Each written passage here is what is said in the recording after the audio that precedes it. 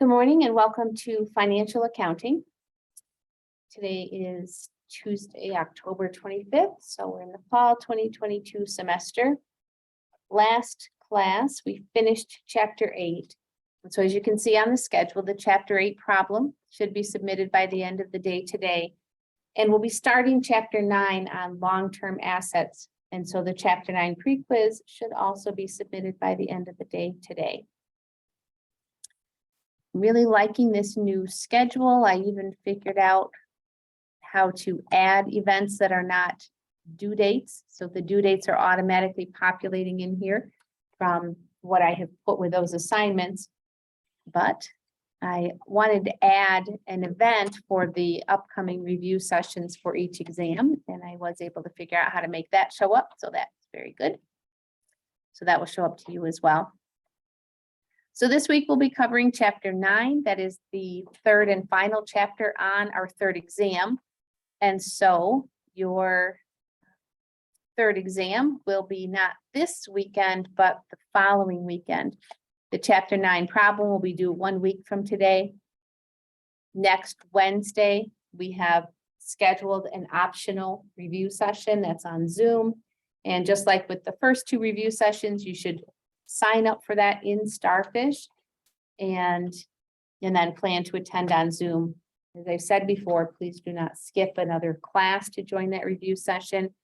If there's anyone there, I will record it and make that recording available again, just like I did for the first two. So please look at your schedule for next week. See if you are able to join us for that review session next Wednesday. And if you can, sign up on Starfish. So last class, we finished Chapter 8 on receivables, accounts receivable, using the allowance method, notes receivable, calculating due dates, calculating simple interest, talking about what happens when a note is dishonored. What do we do with that when the customer does not pay on time, as they should? And how do we write off accounts receivable? Any questions from that chapter?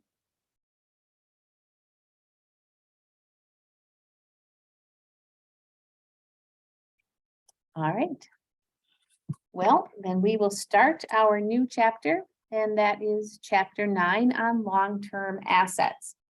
So most of our focus and all of our focus today, most of the chapter will be focused on fixed assets or property, plant, and equipment, or long-lived assets or plant assets.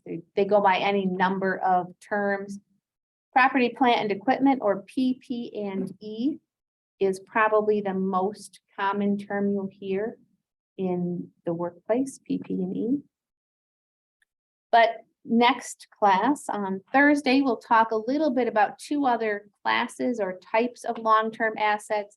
That would be natural resources and intangible assets. Focus will mostly be on the property, plant, and equipment that we've really been talking about a little bit since Chapter 3, when we first talked about adjusting entries and depreciation. We, as always, have a series of learning objectives that go with the chapter. You can see that there is a learning objective 8 goes with the appendix. We are not covering the appendix. You're not responsible for it. Won't be in our exercises, won't be on your exam. So you can just skip right over that.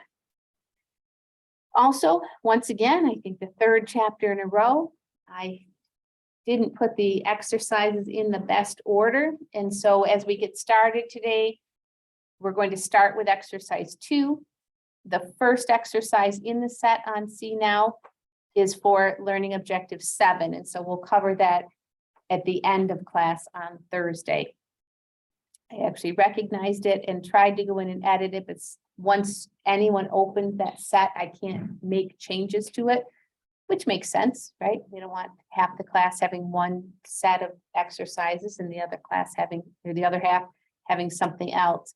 And so by the time I recognized it, it was too late to fix it. So the first exercise in the set we will cover last on Thursday. So as I said, most of what we're going to be talking about for this chapter and all of what we talk about today will be related to those first three learning objectives. Those are the three that deal with fixed assets, the property, plant, and equipment, the physical, tangible stuff that businesses use to help them make money. So we'll start out talking about what it means to be a fixed asset. How do we know if something is a fixed asset when the same asset could be classified differently for different companies or even within the same company, depending on how it's used. If you remember in chapter 3, when we first talked about depreciation, I did a quick and simple calculation for you of where that depreciation number might have, how it might have been calculated. I don't expect you to remember what I did at that point, but you may recall that I told you that that was the simplest way of calculating depreciation. The method I showed you just as an example in chapter 3 was straight line depreciation. And I told you at that time, when we got to chapter 9, today, we are going to introduce other ways of calculating depreciation. And so you can see in learning objective 2, there are 3 different methods. You are responsible for knowing how to use and calculate each one of the 3 methods. We'll talk about why a business might choose to use one or the other of these methods. Really, what we're going to be talking about is the whole life cycle of a piece of equipment or property, plant, and equipment, PP&E. How does a company decide that they want to buy something? What do they do with it once they have it? How do they record it in their accounting records when they buy it, as they use it? And then at the end, when they dispose of that asset, when they're no longer using it.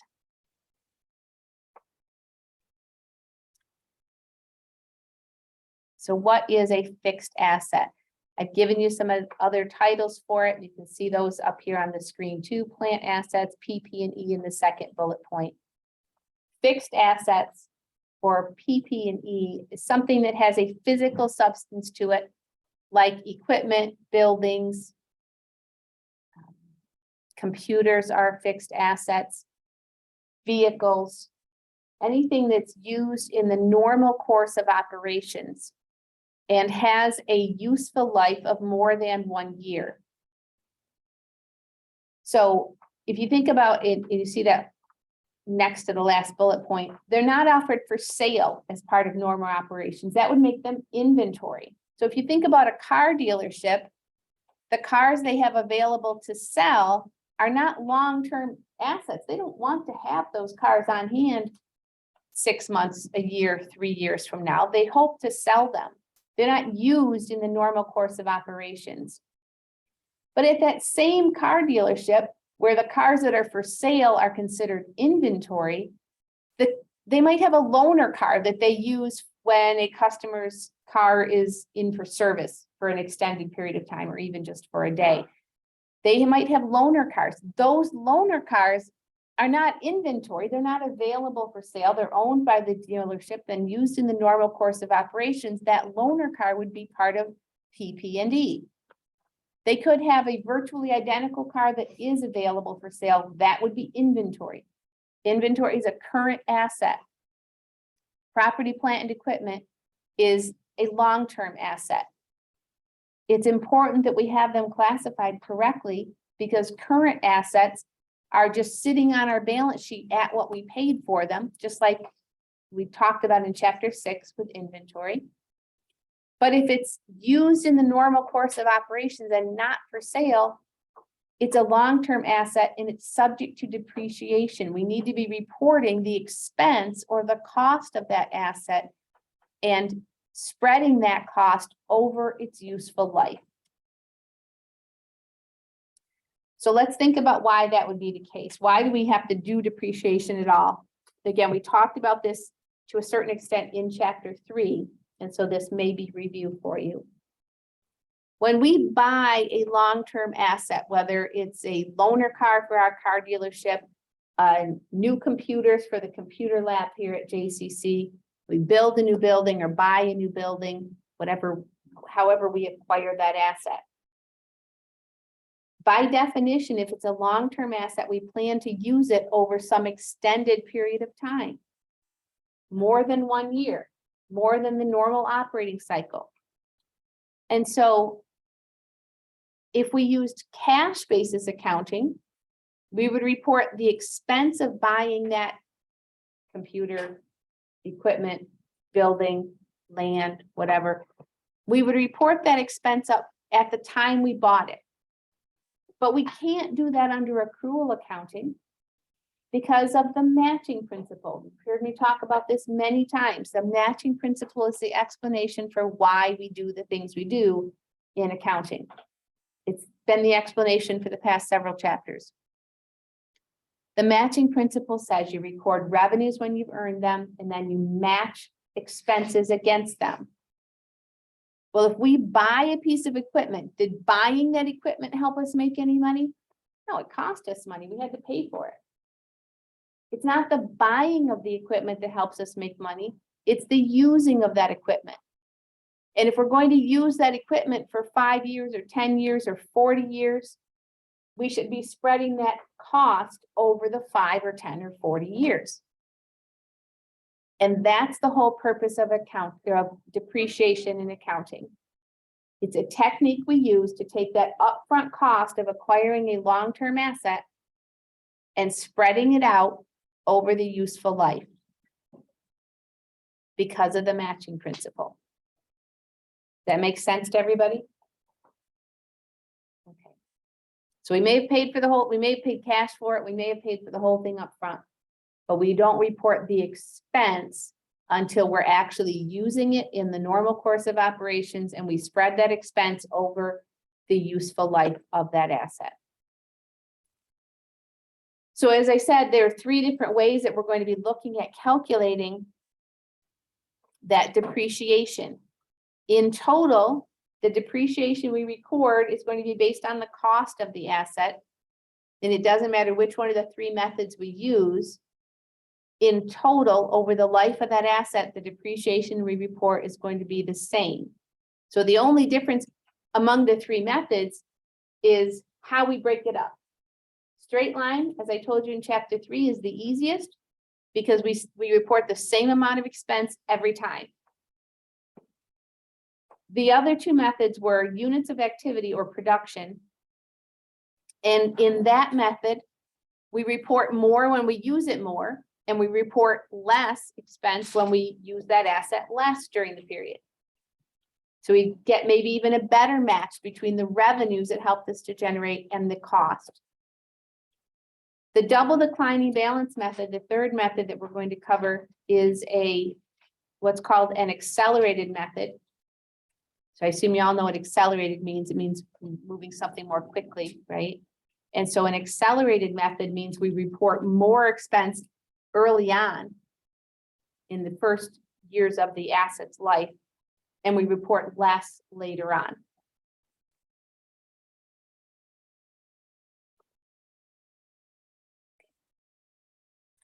So as I said, we're really going to talk through the whole life cycle of a long-term asset as we go through these first 3 learning objectives. The first thing I want to talk about, we don't have, and the next thing I want to talk about, we don't have any exercises related to this in this chapter. For those of you who will be taking managerial accounting, probably next semester for most of you, maybe all of you.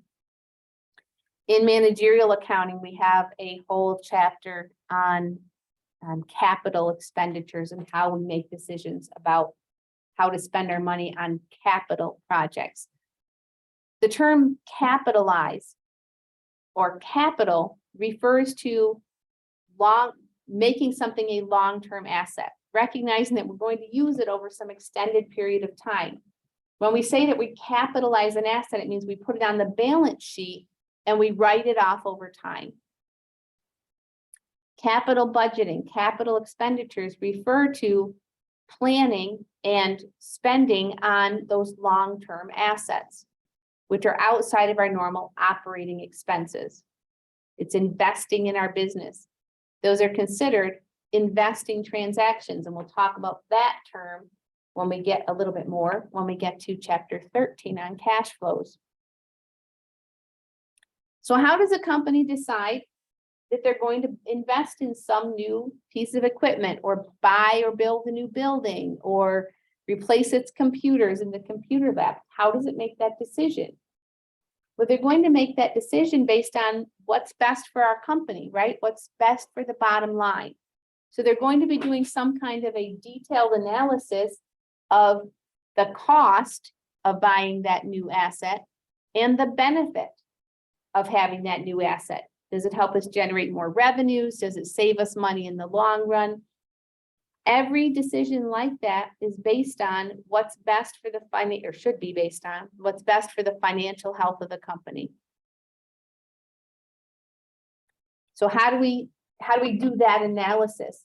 We know how much something costs up front, and then we have to compare that with in a business sense, the revenues that it's going to help generate or the expenses it's going to help us to reduce. Again, it's a cost benefit analysis.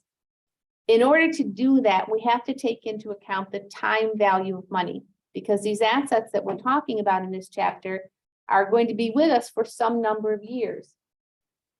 So spending $1 today, let me throw it out to you like this. If I said, can I borrow $10 from you? I'll pay you back tomorrow or maybe Thursday because I'm not here on Tuesdays. If you had $10 to lend, you might give me $10 today, if you trust me. And you recognize that yes, I will definitely pay you back. So if I borrow $10 from you today and I pay you back on Thursday, how much would you expect me to pay you back? Just $10 or something else? Just $10. Everyone agree with that? It's 2 days later. You're going to pay me back. $10 is good. What if I said,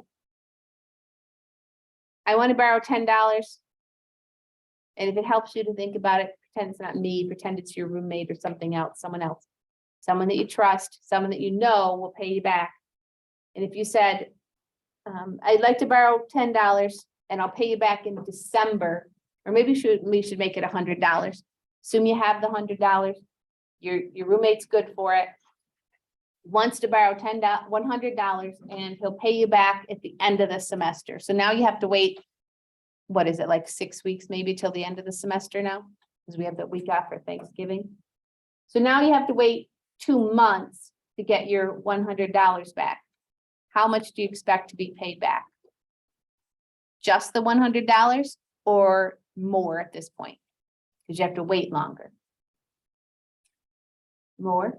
Maybe a little bit more. Why do you want to be paid back more? Because you've given your roommate the use of your money.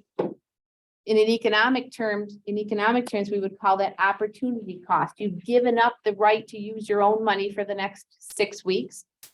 And even though I started this with you trust him, there's no risk he's not going to pay you back. But still, you're without that money for 6 weeks. And so you want to be compensated for that loss of the use of your own money. If you're still not convinced, what if I said, for those of you who are first semester freshmen, what if your roommate said, I need to borrow that $100, you have it to give, but he's not going to pay you back in December. Instead, he's going to pay you back next May or at the start of next fall semester. We already said, definitely going to get paid back. But now you have to wait maybe 8 months to get your money back. Now, how much do you expect to be repaid? If you were thinking you'd still only want $100 back in December, what if you have to wait till next May or next August? Now, how much do you want to be paid back? A lot more. Maybe a lot more. Why is that? Because you've given up the use of your own money, because there's some opportunity cost there. Even though we said there's no risk, still, you give up the ability to use your own money. That concept is called the time value of money. There's an old saying, a bird in the hand is worth two in the bush. Has anyone ever heard that? No? Anyone ever heard that saying? Anyone have a grandma who likes to say things like that? What it means is you're better off to have it now than to have a promise of getting it later. That's the time value of money.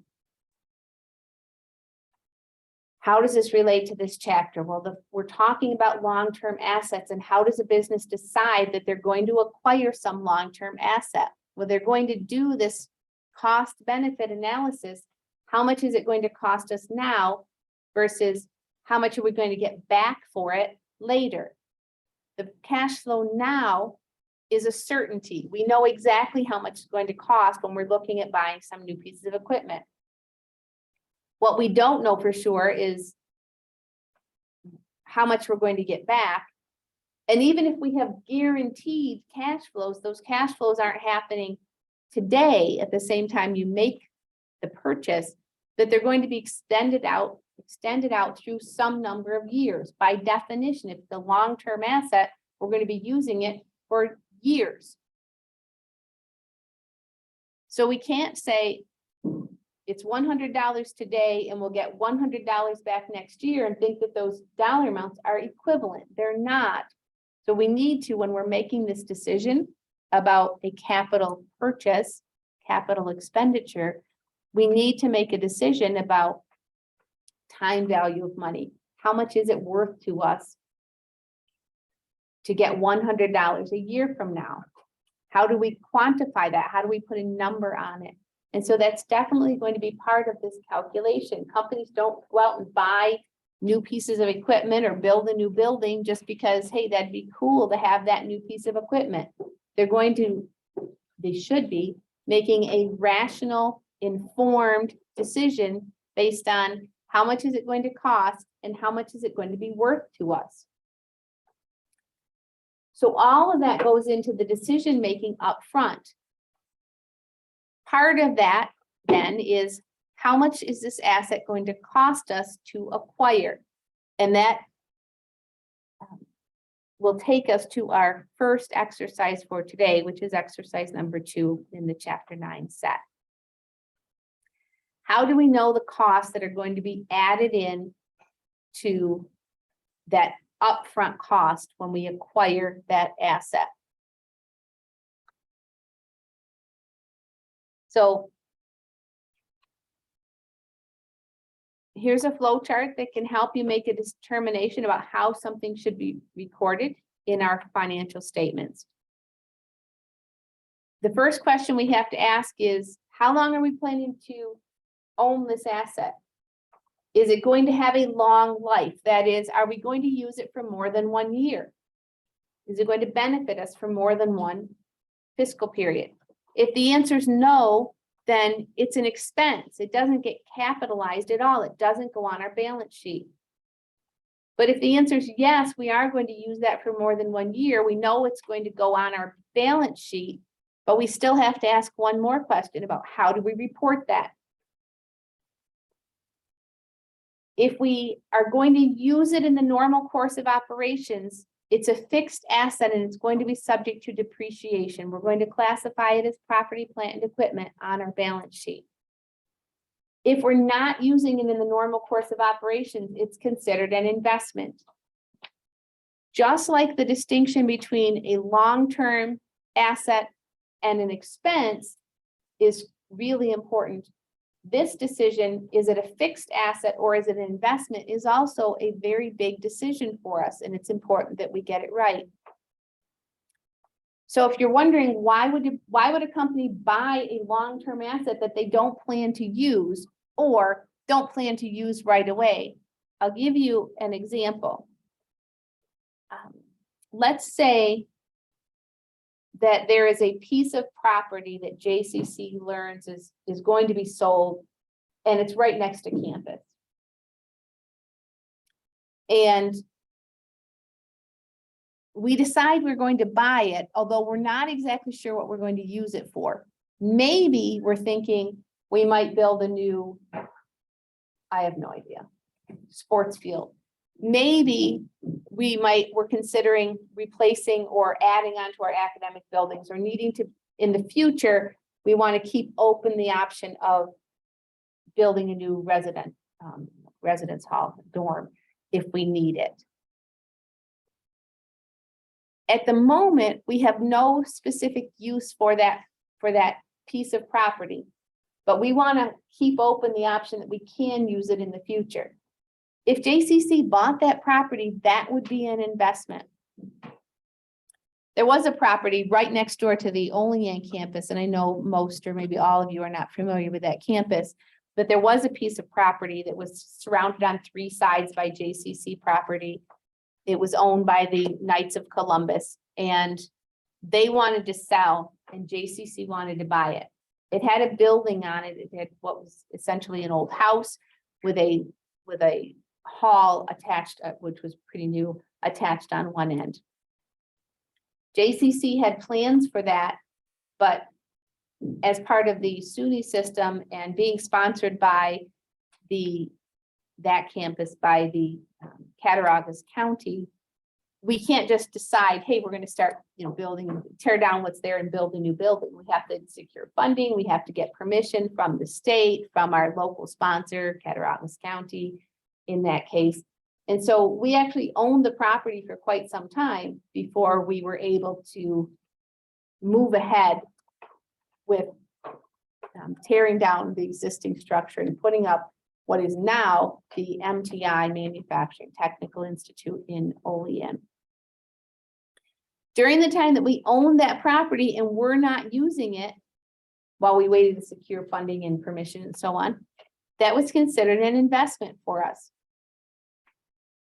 And it was considered an investment right up until the MTI building opened probably 4 years ago now, maybe 5. It was considered an investment. Once we recategorized it or reclassified it as a fixed asset, at that point only did we start recording depreciation expense for that building. Again, it's important that we get this right, because investments, we don't report any expense associated with those. It wouldn't have been appropriate from the matching principle standpoint. It wouldn't have been appropriate for us to be reporting expense for that land that we were not using. Expenses are those costs that help us generate revenues. And at the time that the building, the old building, was sitting there vacant and it wasn't being used by JCC, it wasn't helping us generate any revenues. We weren't having classes in there or anything else. And so we shouldn't have been reporting expense. It was an investment. And so this flow chart on the screen right now is very important to us to make sure that we get it right, to make sure we're reporting expenses only for those assets that are helping us generate revenues because they're being used in the normal course of operations. So the next question is, once we've decided, yes, this is a fixed asset, we have to identify the costs that are part of that fixed asset. So it's not just the purchase price. So going back to that example of the land next door to the Cattaraugus County campus, it's not just the purchase price, but it's all of the other costs that went into acquiring that asset and getting it ready for its intended purpose. In our first exercise, we're going to be talking about the cost of land and thinking about which costs associated with acquiring a piece of land should be included in the land and what might be in addition to that land. Land is a unique fixed asset because it does not lose value over time, we assume. We do not report depreciation for land, and I know that came up in chapter 4 as well when we started talking about the classified balance sheet. So land is not subject to depreciation. Anything that's built on top of the land, called a land improvement, is subject to depreciation. It will wear out over time. And so you can see on this screen some, an explanation in that first bullet point of what gets included with the total cost of that fixed asset. All of the costs associated with acquiring it, not just the sticker price or the purchase price, but all of the other costs. If you're buying land, you probably have a, some kind of a recording fee associated with the transfer, probably have some legal fees in there associated with purchasing that land, maybe some real estate agent fees. If we're buying a piece of land and it has maybe we want to put a parking lot there. We'll see this in our first exercise here in just a second. Maybe there's some stuff on the land now that we don't want. Like that Knights of Columbus building on the piece of property that JCC bought. We had no intention of using the existing structure. So removal of that existing structure became part of the cost of the land. Getting it flat and ready for its intended purpose. Then everything we built on top of that became part of the value of the building, the new building that we put in its place. So you can see in this diagram how we might categorize some additional buildings, machinery and equipment, land, and then at the bottom, land improvements. Another reason it's important that we get this right is, just as an example, a building is probably going to last a lot longer than a piece of equipment that we put into that building. And so we need to categorize the costs properly so that we allocate them over the right length of time, so that we record depreciation over the appropriate length of time. A building, typical depreciation on a building is stretched over 40 years, where a piece of equipment might only be 10 years, or a computer might only be 3 to 5 years, depending on the type of computer. Another thing I should point out as we get started here is that what we are talking about here is depreciation for financial accounting purposes, and we have a little bit more flexibility. For tax purposes, there are very clear guidelines in the tax code about the number of years that you would depreciate these various types of assets. So we don't have as much flexibility for tax purposes as what we are discussing in this class. Let's go to our first exercise though. And as I said, this is exercise 2 in chapter 9. On-Time Delivery Company acquired an adjacent lot to construct a new warehouse. And we're given a bunch of costs there. And our job is to determine the cost of the land that would be reported on the balance sheet. So we're going to go through each one of these and discuss whether it is part of the cost of the land or if it's part of the cost of something else. So remember, our definition of a cost for the land is all of the cost to acquire it and get it ready for its intended purpose. Let me get my annotate up here. And I'm going to just use a green check mark. We're going to put a check mark by all of those costs that are actually part of the land. And then any other costs, we'll talk about where they should go. So to acquire that land, they paid $60,000 in cash and also borrowed $100,000, a short-term note. So that's a note payable for this company. Short-term means it's less than 1 year. And so they agreed to pay, they paid $60,000 as a down payment. They agreed to pay $100,000 at some not too distant point in the future. Are those two numbers, $60,000 and $100,000, is that part of the cost of the land? Yeah, that's literally the purchase price. So that part's really not even in question. Yes, those are parts of, that is the purchase price, $160,000. $60,000 down payment, $100,000, I don't know, 6 or 8 months from now, whatever we agreed to. How about the legal fees? Could we have purchased this land in New York State without paying legal fees? No. There are definitely states where it's much, probably all 49 of the other states, much easier and faster to buy land than it is in New York State. But in New York, you cannot accomplish this without an attorney. And so those legal fees are a necessary part of the cost of acquiring the land. Now, the land also had some delinquent taxes that we assume we have to pay those delinquent taxes in order to acquire the land. Is that part of the cost of the land then? Yeah, if we didn't pay those delinquent taxes, we wouldn't get the property. There was also an old building on the land. I gave you that exact example. There's an old building on the land and we had to pay to remove it, and it cost us $8,000 to do that. Is that part of the cost of the land? Could we have used the land for our intended purpose if we didn't remove that building? Yeah, no. And so removing that building, the cost of $8,000, is also part of the cost of the land. Now, when they tore down that building, we were able to salvage some materials. I don't know, maybe some copper wiring or whatever. And so there were some materials that we could salvage, and we sold them for $1,500. That's a cash inflow of $1,500. Does that affect the cost of the land? I would say yes. It actually reduces it, right? We're going to subtract, it's part that affects the cost of the land, and we're actually going to subtract $1,500 from the rest of the total. It reduces our net cost of the land. And then the last thing it tells us is a contractor was paid $415,000 to construct a new warehouse.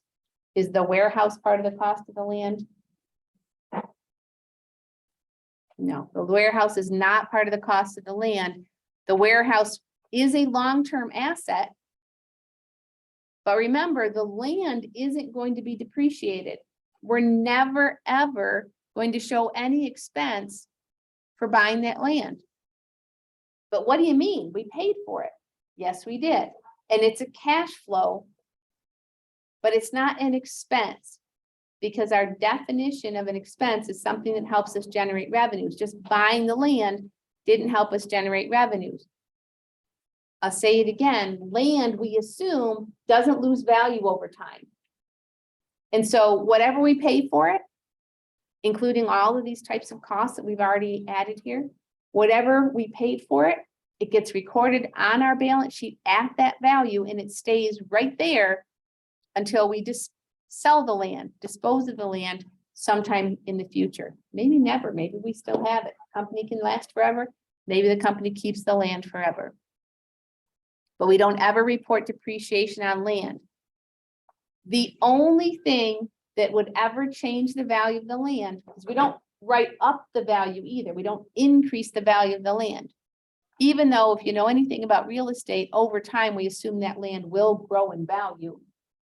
But we don't use that fair market value concept in financial accounting. We use historical cost. We report it at what we paid for it, and we just leave it alone. The only time that we would ever touch the value of that land, in fact, change the value of that land, is if something happens to actually decrease the value of the land. Well, what could that be? I don't know, maybe it's discovered that there's a Superfund site next door. You know what a Superfund site is? Some kind of industrial contamination. Superfund is a federal fund that helps to pay for environmental cleanup. Every gallon of petroleum products that are sold and shipped over the road. So a tanker truck taking gasoline to a gas station. The gas that's in that tank has paid a Superfund tax. They've paid into this federal fund to help pay for cleanups if and when they happen. And so if you own a piece of property and it's discovered that there's a toxic waste dump next door, that's probably going to reduce the value of your property, right?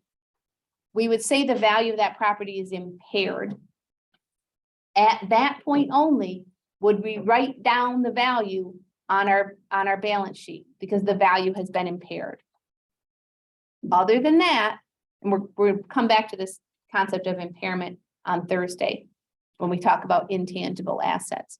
Other than that, we report the land at what we paid for it, including all of these different types of costs that might be in there, and we leave it alone. It never hits our income statement as an expense. It's not depreciated. So while I've been doing all this talking, did anyone add up all those numbers and then subtract the 1,500? What'd you get? Whoops. I haven't added them up yet, so. Anyone get a number? Say that again, Patty. 177. I can't hear. 757. 750. Okay, sounds like that's what everyone got. Okay, perfect. So the green check marks on Cengage look just like my green check marks. Just a tiny little difference in the angle. Okay, so we added up all those numbers, but subtracted the 1,500 because that actually reduced our net cost for the land. The 415,000 would be reported as the cost of the building. And that 415,000 would be subject to depreciation, but the 177,750 that they paid for the land all in is not going to be depreciated. So the distinction between what's land and what's something other than land is important. There's really an incentive for companies to report more value for the land because again, it's never going to affect their income statement. If I were to go back to our PowerPoint, you look down here at the land improvements. So the idea there is maybe we bought some land, we cleared the land, maybe it had some, I don't know, overgrowth on it, had to be graded down. Maybe it had an old building on it that we tore down and we're making a parking lot, let's say.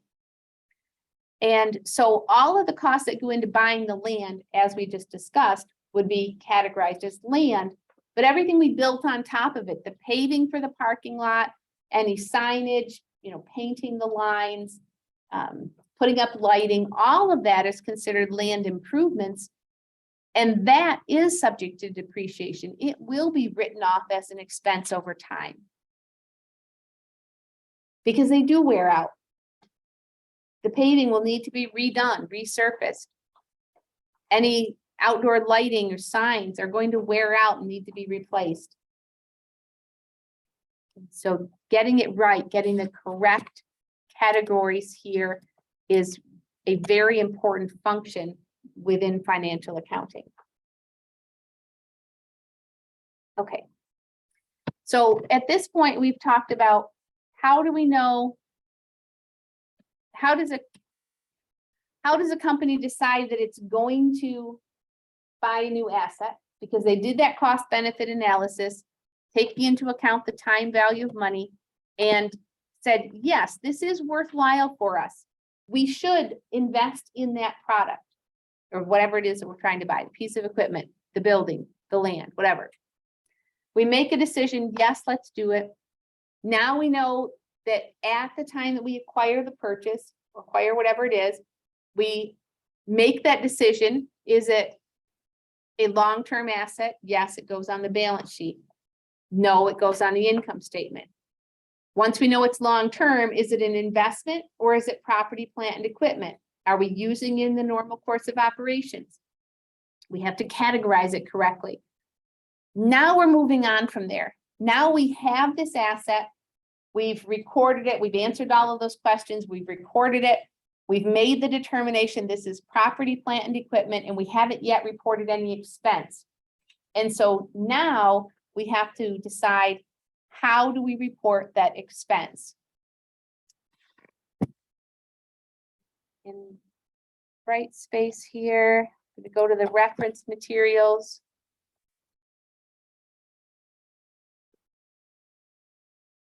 So you'll notice that in the Chapter 9 folder, in the reference materials area in bright space, there is a depreciation methods, terms, and formulas.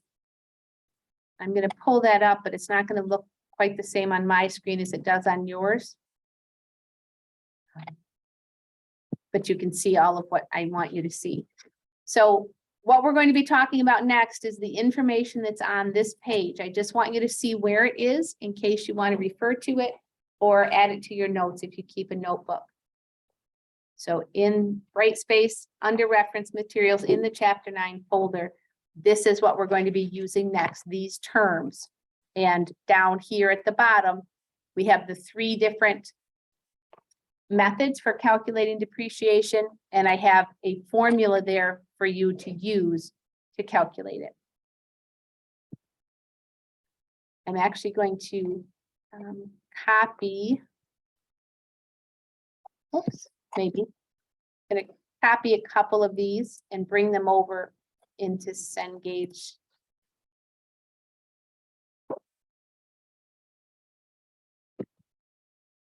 So we have them here. We'll be using these. You can see where I got them. And our next exercise is using the units of activity method. So that's the formula that I'm going to capture from here.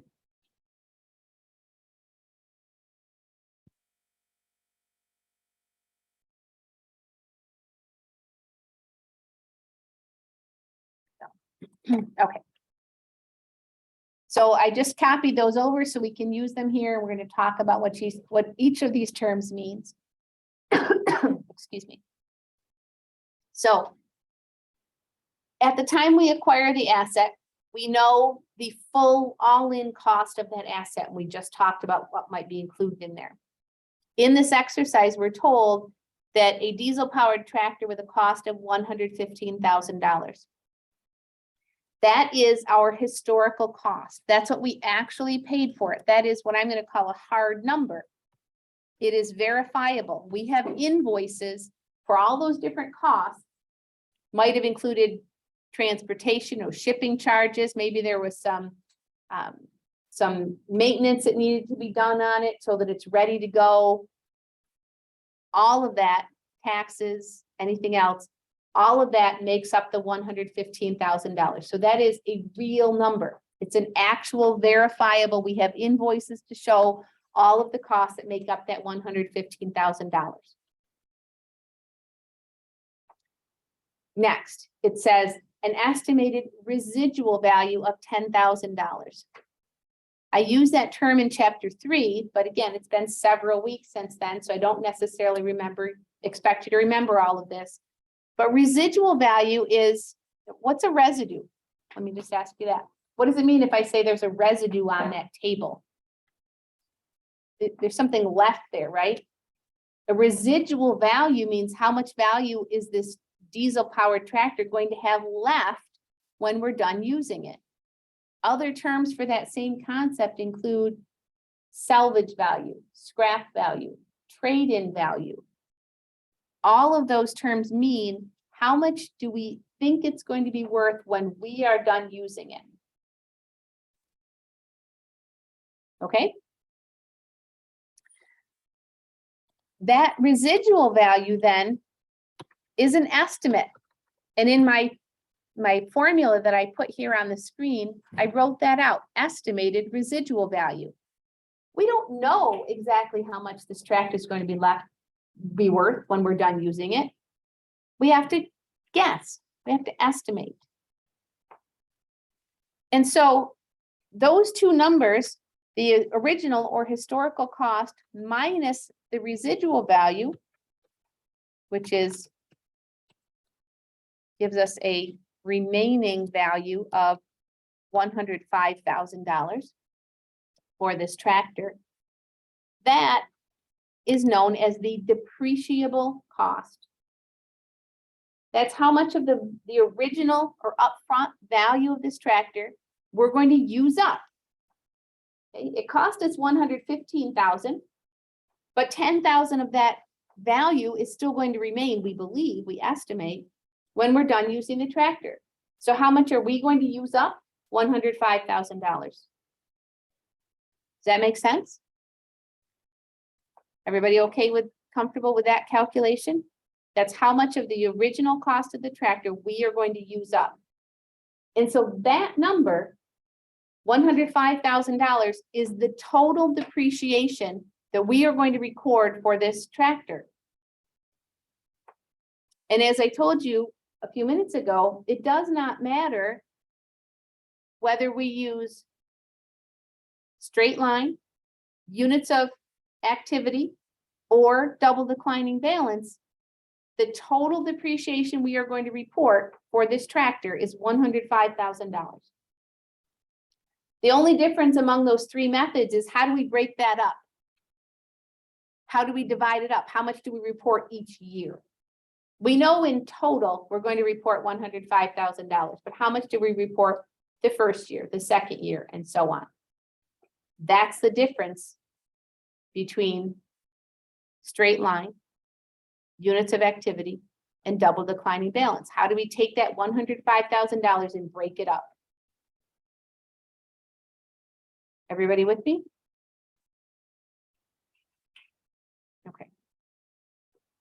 This is the units of activity method, and I put a calculation, a formula down here for per unit depreciation. We take the depreciable cost per unit depreciation. We take the depreciable cost, which we just calculated to be $105,000, and we divide by the estimated useful life in units of production. And so I need to go back to what was given in the exercise. End of the first line says, it's expected to have a useful operating life of 28,000 hours.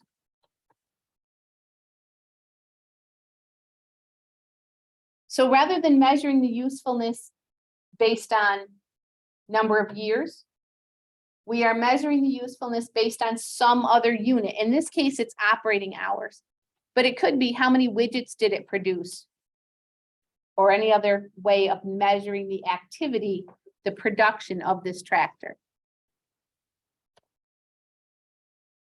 So let's do that calculation. $105,000 divided by 28,000 hours.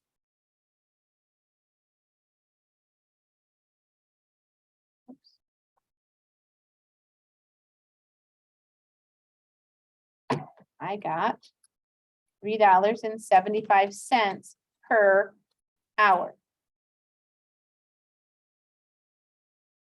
Anyone else get that same number? Yes? Okay, thank you. $3.75 per hour. So every hour we use this tractor, we are going to report $3.75 of depreciation. In years that we use it more, we're going to record more expense. In years that we use it less, we're going to record a lower amount of expense. That gives us a very nice match between the usefulness of this tractor and the cost that we're assigning, the depreciation that we're reporting on our income statement. More cost when we use it more. It helps us make more money, presumably, when we use it more, and we make less money on it when we use it less. Makes sense. That's why a company might choose to use the units of activity method to report depreciation, because you get a very good match between the amount you're actually using the asset and the cost we report. During April, it tells us the tractor was operated 160 hours. So 160 hours at $3.75 per hour is how much? So how much depreciation are we going to report in the month of April?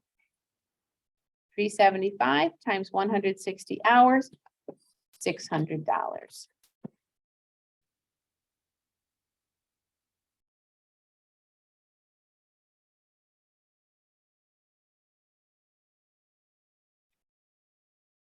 Make sense?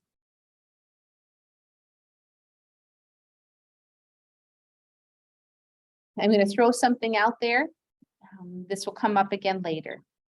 If we use the units of activity method, we do not need to worry about partial year versus full year.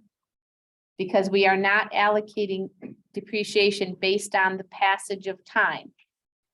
We allocate it based strictly on how much did we use the asset. I'm also going to remind you of something that we talked about in chapter 3, when we first talked about depreciation. The journal entry to record depreciation is always going to be a debit to depreciation expense, in this case for the tractor. So we might have a separate account just for the tractor. And then we have the contra asset account, accumulated depreciation.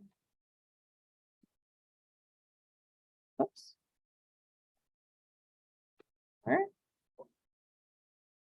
And so for the month of April, this is what our entry would look like.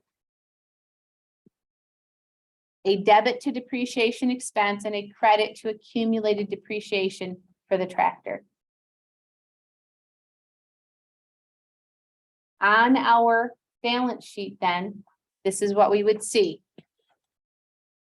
So that's our journal entry. On the balance sheet, we would see, if we could see enough detail, we would see the tractor, and we would see the original or historical cost, the upfront cost. Then we would see, I'm just abbreviating here, the accumulated depreciation. If I'm assuming April was the first month we used the tractor.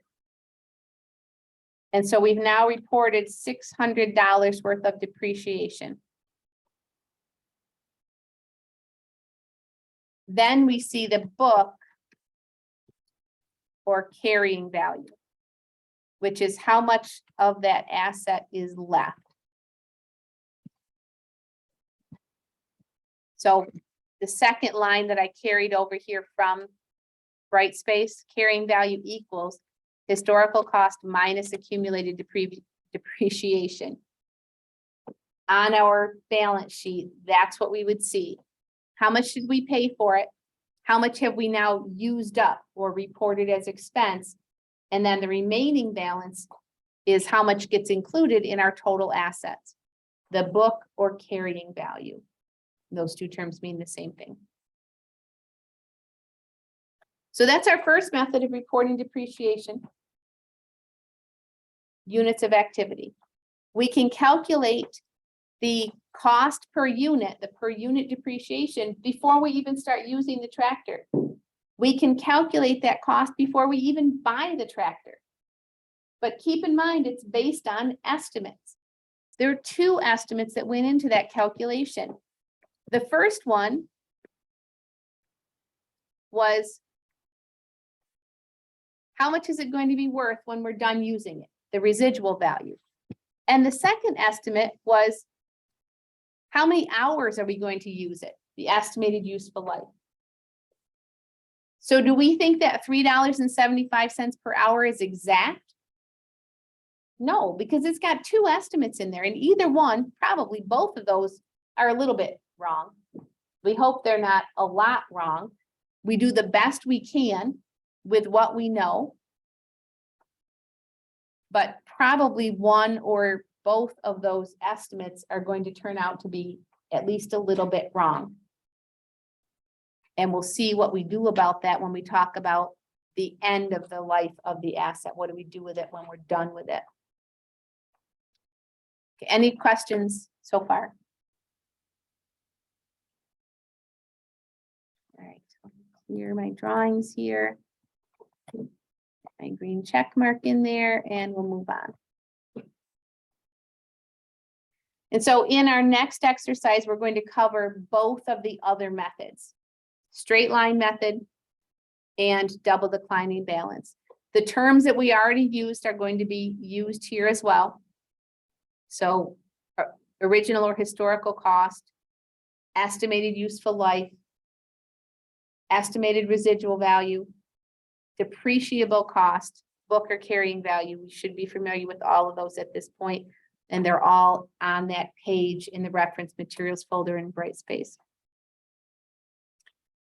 So this exercise says a Kubota tractor acquired on January 8th at a cost of $90,000 has an estimated useful life of 10 years. So there's significance to the fact that they they offered this date. Acquired on January 8th. So remember I told you in the last exercise that we didn't have to worry about partial year depreciation when we use the units of activity or units of production method. Because it's based on actual production, not the actual use of that tractor, not the passage of time. In this exercise though, for both of these methods, straight line and double declining balance, it does matter in the first year whether it was a full year. And so the partial year convention kicks in if we didn't use it for at least 11 and a half months. So the fact that they tell us that this happened on January 8th, it's okay that we didn't have it on January 1st because we still had it in the first half of the first month. So it happened before January 15th. 16th actually would be halfway through the month. Okay, so it's significant that they told us that it was January 8th. If it was any time after January 16th, we couldn't record the full year of depreciation. We would have to prorate it. How do you do that? You take the annual amount, divide it by 12, there's your monthly amount, and multiply by the number of months and half months. So if it was January 20th, we would report 11 and a half months. If it was March 1st, we would report only 10 months worth of depreciation. But they've told us, and they do that almost every exercise, you'll see, if they give us a date, it will be in the first half of the first month of the year, so we don't have to worry about that partial year thing. Just makes it a little easier, but now you know what to do if it was a partial year. We would just prorate it for the part of the year that we actually had the asset and we're using it for its intended purpose. Moving on then, the last sentence says, assume that it has no residual value. In other words, we're going to use up every bit of this tractor. And when we are done using it, we can't even sell it for scrap. Is that realistic? Probably not, but it makes our calculations a little bit more straightforward. We already know how to compensate or how to calculate for that residual value. In this exercise, we just won't need to do that. And so we're asked to determine the depreciation for each of the first 2 years by the straight line method. So if you look back in, be consistent here, pull that calculation over.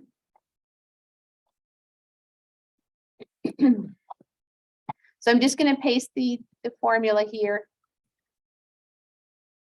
for straight line depreciation. Got that from the same place I got the other ones.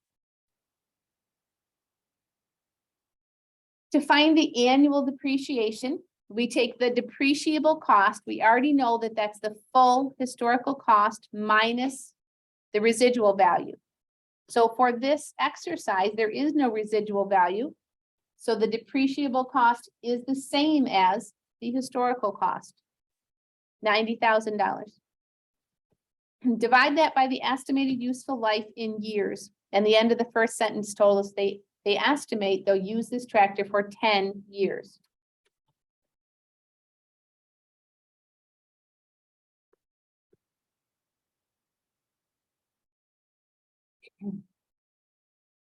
And so as I told you back in chapter 3, about 6 weeks ago, straight line depreciation is the easiest. It's called straight line because we report the same depreciation every year for the entire life of the asset. So we report 9,000 in the first year, 9,000 in the second year. Whoops. Straight line, same amount every year. If in the first year we had reported only a partial year depreciation, the rest of that 1 year would carry into year 11. So we would have a partial year 9 full years, and then the rest of that first year would carry over into year 11. If we had a partial year in the first year. Everybody good with that? Definitely the easiest one to use.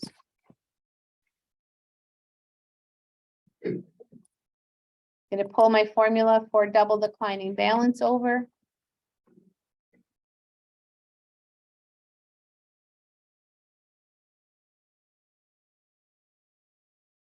Can't quite fit it in there. Nope. Okay. Double declining balance I refer to as an accelerated method. We report more depreciation up front and less at the end of the useful life of the asset. Many companies use straight line depreciation because it is the easiest, and it does provide for a smooth earnings, right?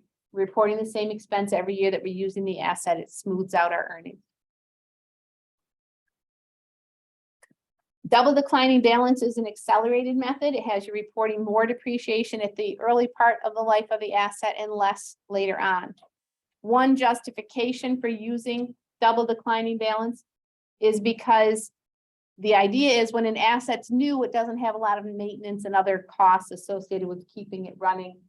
And later on, those types of costs are going to increase. And so it makes sense, kind of, again, balancing things out, that we have more depreciation and less maintenance up front. Toward the end of the life of the asset, you've got less depreciation, but more maintenance repair costs. And so it helps overall to smooth out that cost. For tax purposes, if we chose between these three methods, and I'll talk about that in a second, for tax purposes, double declining balance would probably be the best bet. And actually, for tax purposes, we do use a modified version of double declining balance. For tax purposes, the majority of companies use an accelerated method. Why? Because of the time value of money. So let's think about this. Double declining balance reports more expense up front. That means lower income, right? The higher, all else equal, the higher expense, the lower your income, right? Everyone agree with that? Higher expense equals lower income. So why would that be an advantage from a tax purposes, from a tax standpoint? Lower income means lower income tax, right? Now, we've already said it doesn't matter which method you use, in total, the depreciation you report for that asset is going to be the same. It's only the timing that's different. It's based on how we break up that depreciation.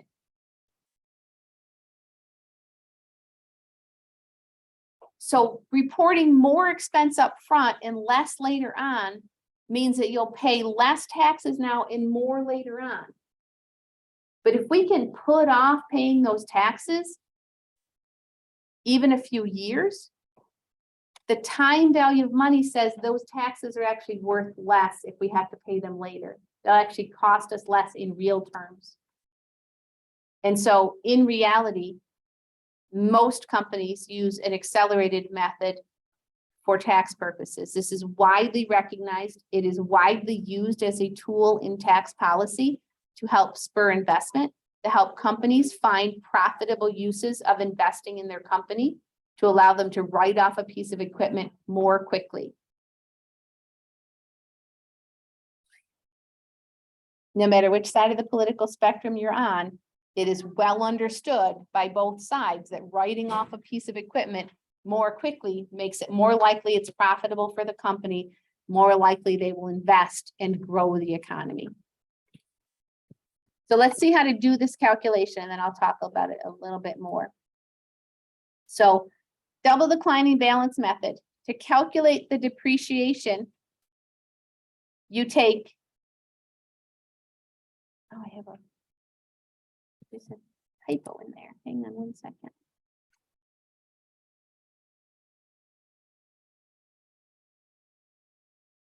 Oh, no, there's not. I just couldn't see how it was splitting on the two lines. It was confusing me.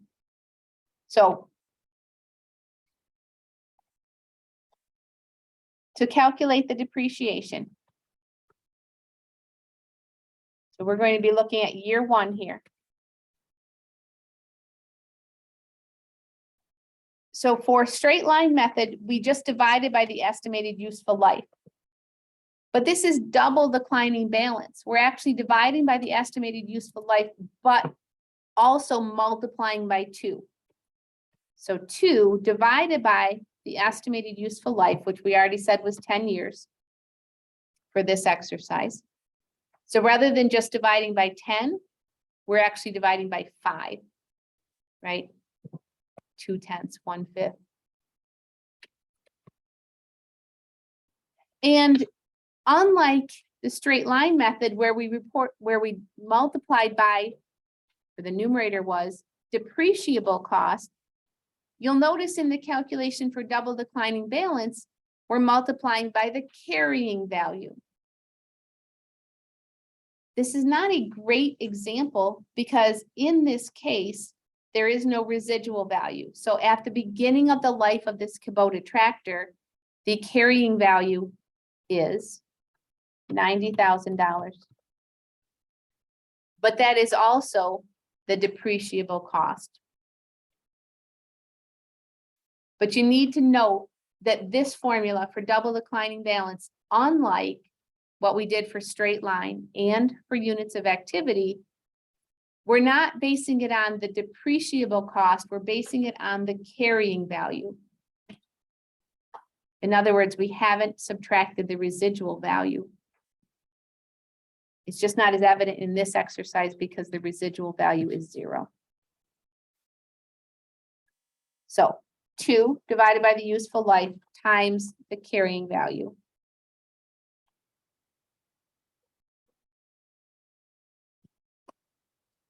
And in the first year, this company is going to report $18,000 worth of depreciation. Double declining balance, we reported twice as much depreciation under double declining balance as we would under straight line. If this Kubota tractor had a residual value, the depreciation under double declining balance would actually be more than twice as much as straight line. It would be even more clear to you.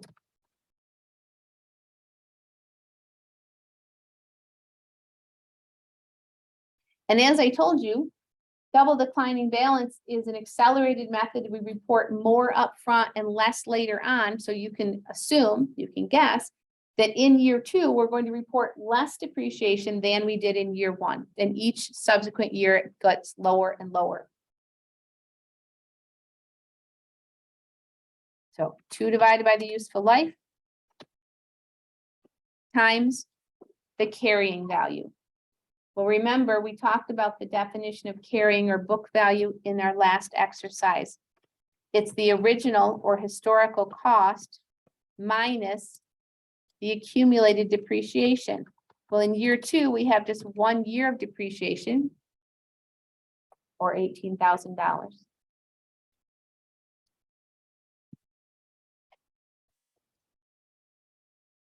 So if we do that calculation, whoops, we will have our depreciation in year 2.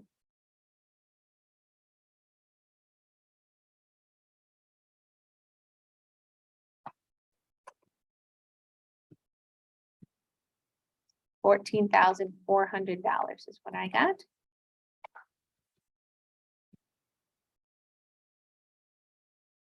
So it's less than in year 1, but it is still significantly more than under straight line.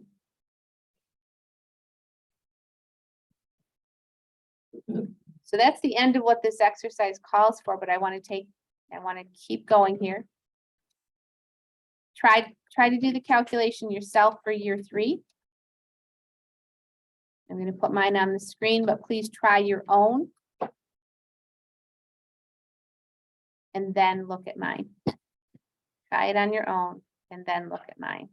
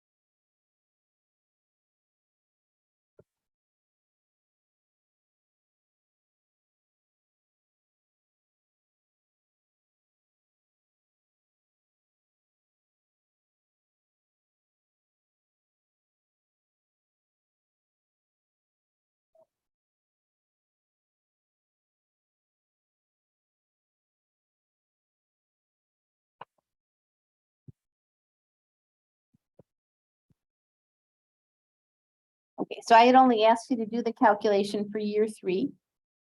And that calculation, I got $11,520 would be recorded as depreciation in year 3. Everyone okay with how to calculate this? You can see it keeps going down and down, right? Year 4 then worked out to be 9216. Year 5, 7373, I rounded. And there's a reason I wanted to take it that far, because some companies will use an accelerated method like double declining balance until the annual depreciation is less than it would be under straight line. And so the straight line depreciation was 9,000. In year 5, when they calculate the depreciation to be 7373, they'd say, okay, now we're going to stop. Normally in accounting, we require consistency. That is, you choose a method and you stick with it. You don't just keep changing because, oh, which one's better this year? Right? When we talked about inventory valuation, LIFO, FIFO, average cost, we said it doesn't matter which one you use, but once you pick one, that's when you should keep using. This is an exception to that rule. That companies, it's not uncommon for companies to switch from an accelerated method like double declining balance to straight line at this point. Now, they would not start reporting $9,000 at that point. What they would do is calculate how much depreciation they have left and then start reporting that in a straight line fashion. So what do I mean by that? Well, at the end of year 4, when we reported depreciation, our book value was now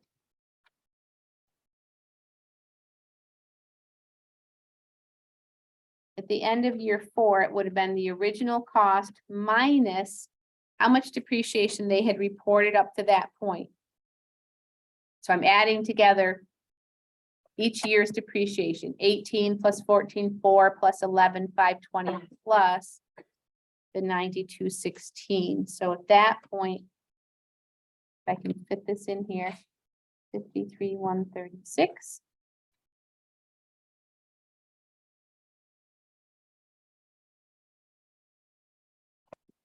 So at that point, the book value would have been 36,864. We know that the book or carrying value is the original cost, 90,000 minus all of that accumulated depreciation. So I added up the depreciation from years 1, 2, 3, 4. That was 53,136, subtracted that from the original or historical cost. And here's the book value. This didn't have a residual value. And so that 36,864 is how much depreciation this company still has to report on this asset. They've already reported 4 years worth of depreciation. So how many did they have left? It had a 10-year estimated useful life. So we have 6 years left. And at that point, they could switch to straight line and report $6,144 per year for each of the next 6 years, year 5 through 10.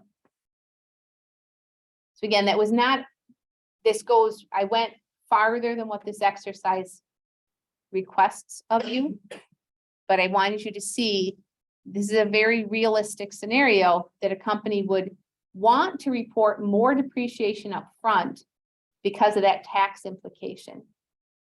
Does not look better on their income statement. And so if I back up for a second, I told you that most companies use straight line, and I said they use straight line because it's the easiest one to use.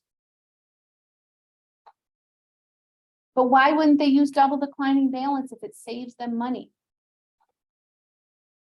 Well, unlike what I told you about the LIFO method in chapter 6 on inventories, this is one area where you don't have to do the same thing on your tax reports as you do for financial accounting.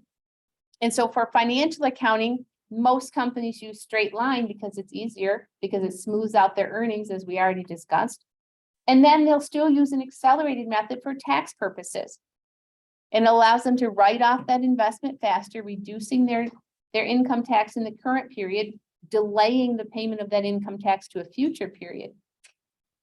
That's a very good tax strategy. This is not a tax class, but I do like you to be aware of some of the tax implications here. And because I just said tax strategy, I want to point out there is a difference between tax avoidance and tax evasion. Okay. Tax evasion is illegal, right? You go to prison for that, you get caught. Tax evasion means you are not paying taxes that you legally owe, either by falsely reporting what's on your income statement, or income tax forms, or by not filing at all. Tax avoidance is a very good strategy for businesses, just like for individuals. So if you or your parents or someone you know has a retirement account at work, a 401k or a 403b or an IRA, those are tax avoidance strategies. You put money into those accounts without paying, you avoid paying the taxes on them in the current period and push off paying those taxes until a future period. That's tax avoidance. Businesses can and should be doing the same thing. So hopefully you're clear on the difference between those two words, and what I'm suggesting is appropriate is tax avoidance. Planning the timing of your taxes. It doesn't mean that you get out from paying them altogether. But if we can avoid paying them this year and kick the can down the road a little bit and pay them next year or 5 years from now, by writing off these investments more quickly, it makes it more likely we'll find a profitable use for reinvesting funds in our business and grow the economy. Okay, so we've covered, at this point, we've covered all 3 of the depreciation methods. I showed you where to find the formulas and how to use them. Talked about why companies would choose each one of the 3 methods, and that what they use for tax purposes does not have to match what they use for financial accounting purposes. Any questions on anything we've done so far? Make sense? God bless you. Okay. Keep going then.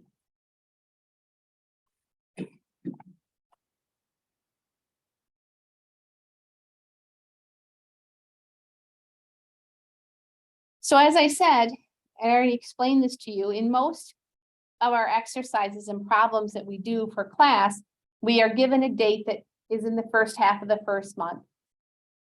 And as I told you, if you're using units of activity, partial year doesn't matter anyway, because you're going to report all of the activity for that year, regardless of whether it happened in January or June or December. But in this exercise, we're going to look at that question of partial year depreciation. I should point out that a partial year could happen at the beginning of the useful life of an asset, because we acquire it and put it into service after the first half of the first month.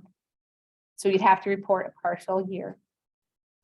It could also happen at the end of the useful life of the asset, and that could happen for two reasons.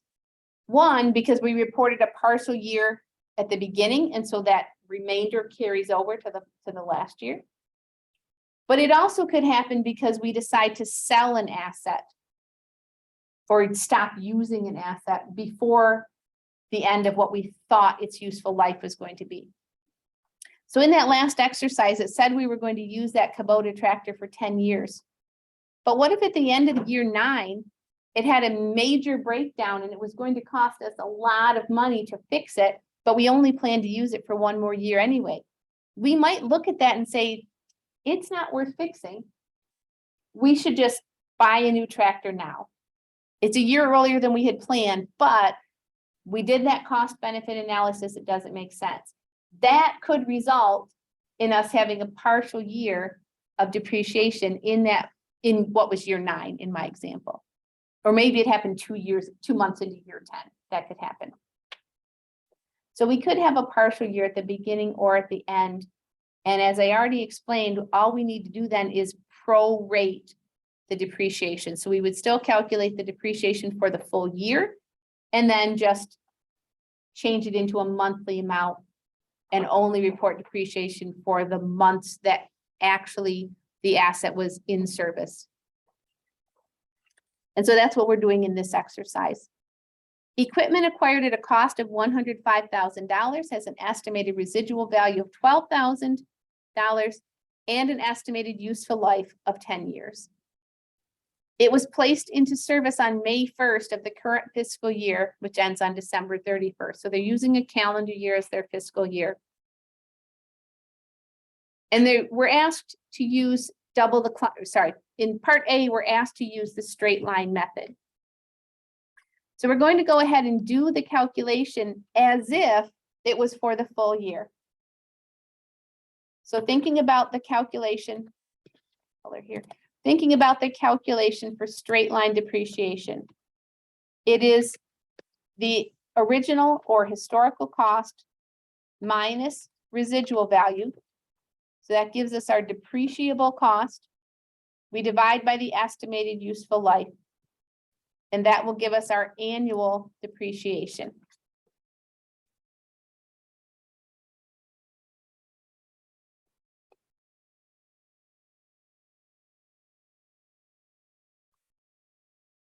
So the depreciable cost is $93,000.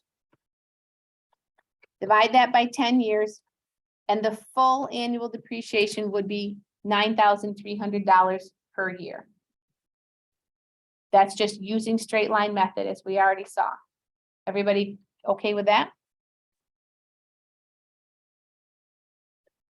So $9,300 a year is how much per month? How are we going to calculate that? To take an annual amount and change it into a monthly amount, what do we do? Thank you. Divide by 12. $775 per month. How many months did we use it in year 1? 8. So we did not use it January, February, March, or April, but we used it for all of May through December. So we used it for 8 months. So if we take that monthly amount and multiply by 8 months, $6,200, $6,200. That is how much depreciation we would report in year 1, just 8 months worth. How much do we report in year 2? The full annual amount of 9,300, exactly. And then we continue to report that. As long as we continue to use the asset, we continue to report 9,300 in year 3, 4, 5, 6, 7, 8, 9, 10. And then in year 11, we would report that last 4 months worth, $3,100 worth. We would report in year 11. And that's our total of 10 years. 8 months in the first year, 9 full years, and 4 months in year 11. 10 years total, assuming we continue to use the asset for the full 10 years. Everybody okay with that? Okay, so what if this asset, we thought we were going to use it for 10 years. What if at the end of year 10, this equipment is still going strong, still works? Is it costing us any more? Do we have to stop using it at the end of year 10 because that's how long we thought we'd use it? No. We can still use it in year 11. At that point, we would look at, well, you know what? We said it was going to be worth $12,000 at the end of year 10. Do we still think it's going to be worth $12,000 at the end of year 11? If not, if we think now it's going to be worth, I don't know, $8,000, we can report that last $4,000 in year 11. We can keep using it. By the same token, we thought we were going to use it for 10 years. If it breaks down at the end of year 9, we don't have to keep using it. We can get rid of it. We can trade it in at that point if we want. That 10 years was an estimate, and it's not going to be perfect, and we'll just have to make adjustments as needed to reflect any new information. Let's try part B then. In part B, we're asked to do these same calculations, same scenario, but using the double declining balance method. Excuse me.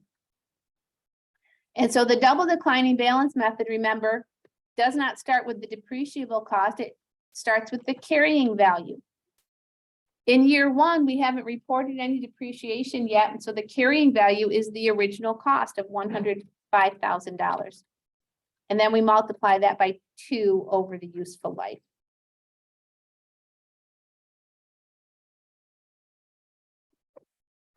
And so the full year depreciation in year 1 would have been $21,000. But we didn't use it for the whole year. Excuse me, we only used it for 8 months. So we're just going to multiply that by 8/12. Find the monthly amount by dividing by 12 and then multiply by 8 to find the amount that we actually used. 8/12 of that full year, which is $14,000.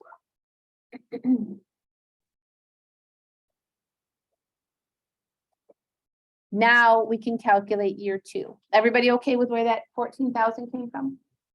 Okay, go ahead and try year 2. So now we have a new carrying value.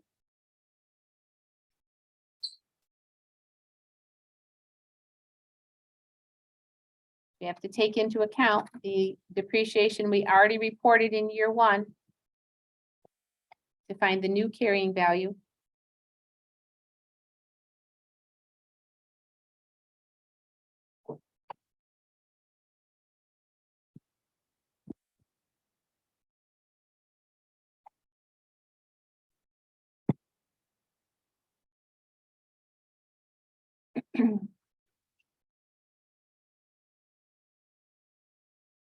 And in year 2, I got depreciation of $18,200. And we are just about out of time for today. 1 minute left. Any questions about anything that we did today? All right, we'll pick up with the next exercise on Thursday and finish up the chapter. Thank you all for being here. See you Thursday.